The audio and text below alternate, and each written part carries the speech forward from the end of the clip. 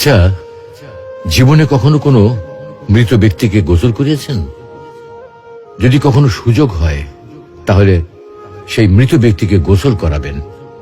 তখন খুব কাছ থেকে দেখবেন মৃত মানুষের দেহটা কতটা অসহায় লাগে, মৃত্যুর পরে মানুষের দেহ কতটা ভয়ের কারণ হয়ে দাঁড়ায়।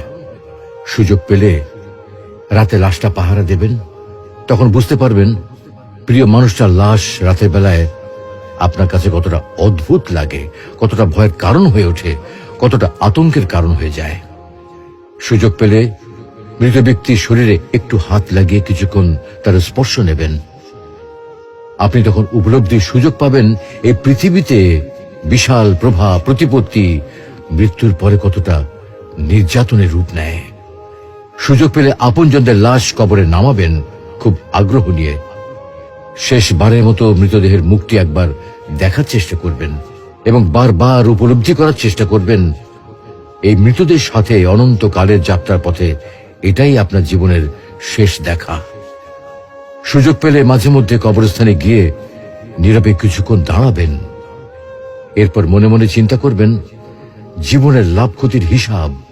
এই মৃত মানুষগুলো এই পৃথিবীতে কি করে গেছেন, কাদের রেখে গেছেন।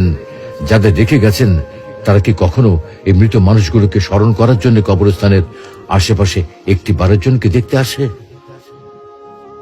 আমাদের জীবনটা বড় অদ্ভুত, বৈচিত্র্যময়।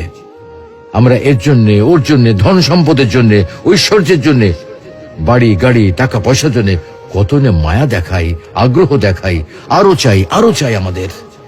অথচ এই জীবনে আমরা মৃত্যুর কথা না ভেবে, পরকালের জবাবদিহির কথা না ভেবে কিভাবে আরো সম্পদ অর্জন করতে পারি সেই চিন্তায় বিভোর থাকি। হায় রে জীবন, এখনো সময় আছে, ফিরে আসুন মহান রবের দিকে।